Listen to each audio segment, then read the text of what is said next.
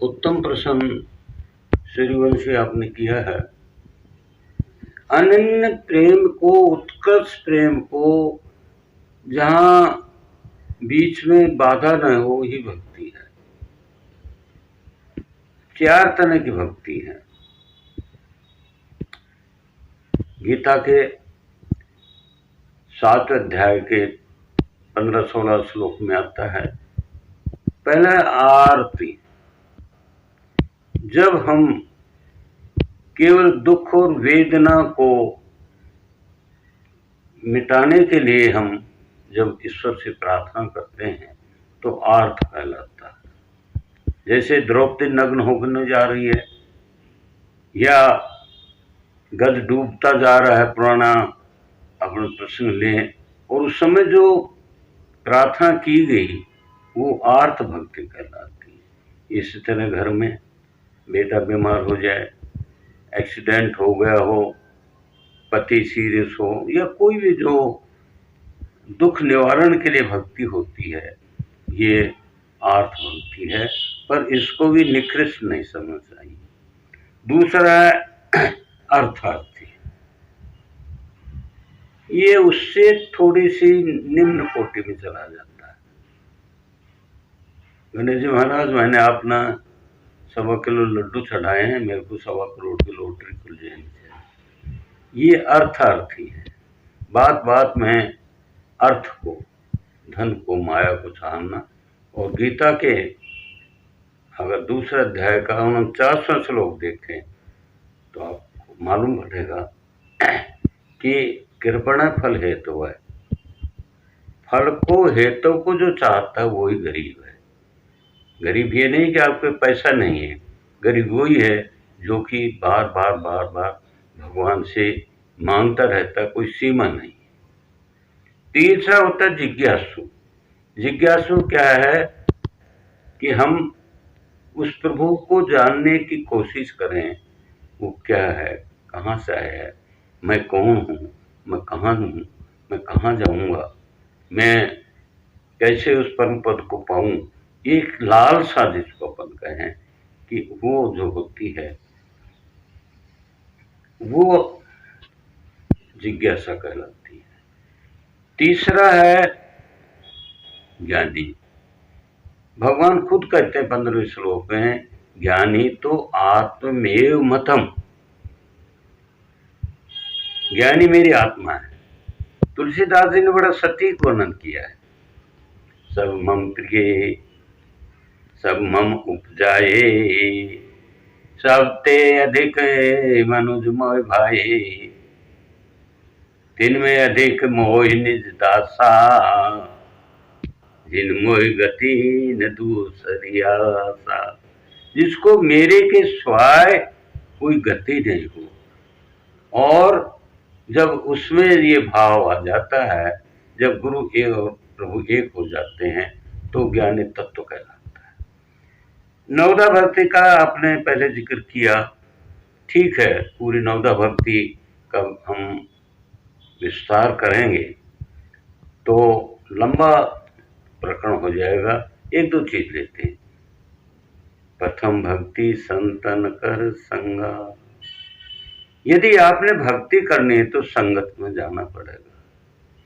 झूठी पत्तल उठाने वाला, झूठी पत्तल खाने वाला, झूठी को खाने वाला नारद केवल संतों की संगत से महर्षि हुए और ब्रह्मा के पुत्र माने गए। इसलिए क्योंकि उनमें सत्संगत मदमंगल मूला। सत्संग समूल की जड़ है। इवन राक्षस नहीं कहती है तात स्वर्ग अपवर्ग सुख, धने तुलाए अंग तूलन ताए, सकल मिली जो सुख लव सत्संग। सत्संग के बराबर कोई सुख नहीं है। इसलिए भगवान सबरी को जो सबसे बड़ा भक्ति बताते सत्संग।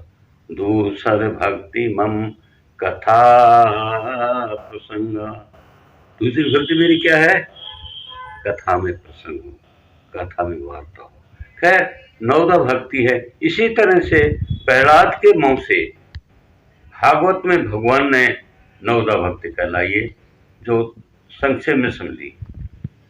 स्वर्णम हम सुने, कीर्तम वाणी से बोलें, स्मरणम भगवान का स्मरण करें।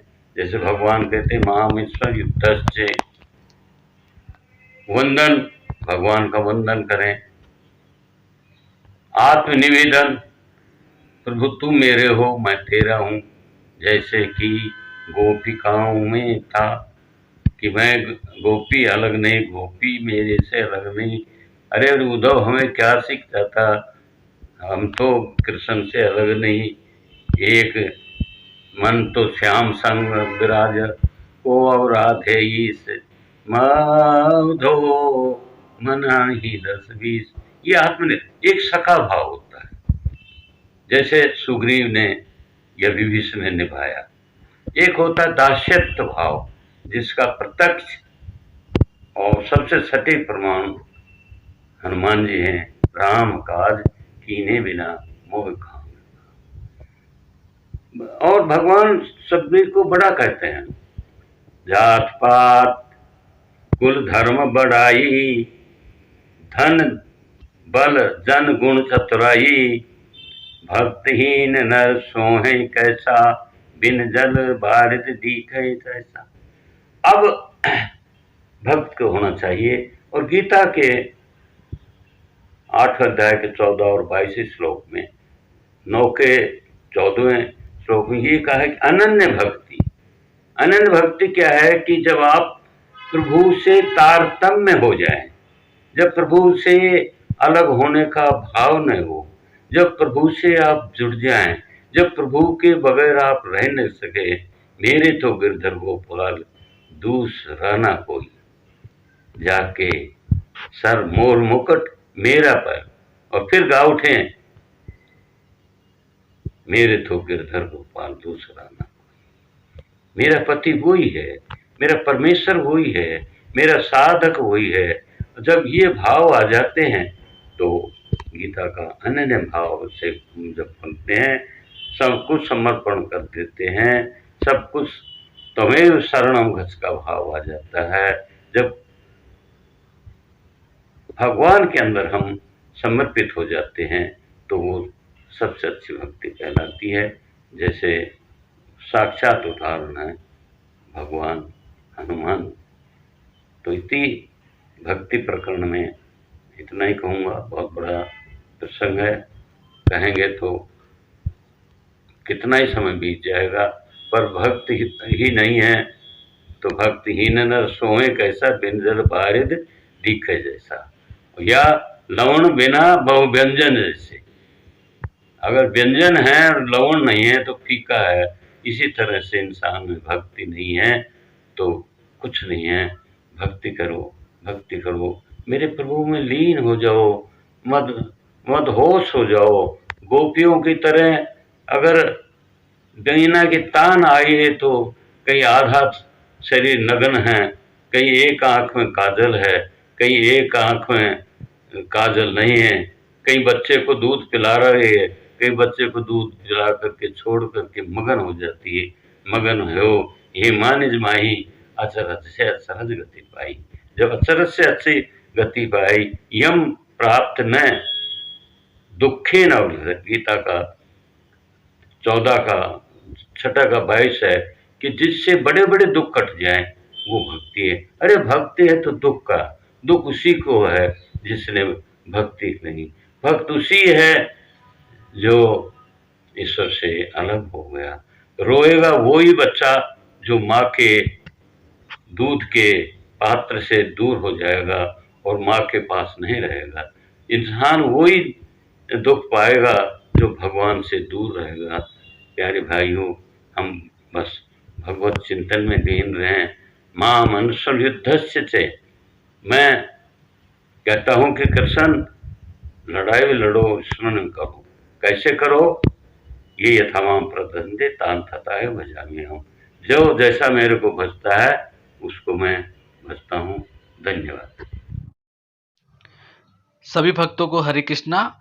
प्रभु सार चैनल को देखने के लिए आपका धन्यवाद। और अधिक ऐसी भक्ति में वीडियो अगर देखना चाहते हैं, कृपया चैनल को सब्सक्राइब कर दीजिए, लाइक कर दीजिए, कमेंट करके बेल आइकन का बटन दबाना ना भूलें, साथ ही वीडियो को शेयर जरूर कर दें।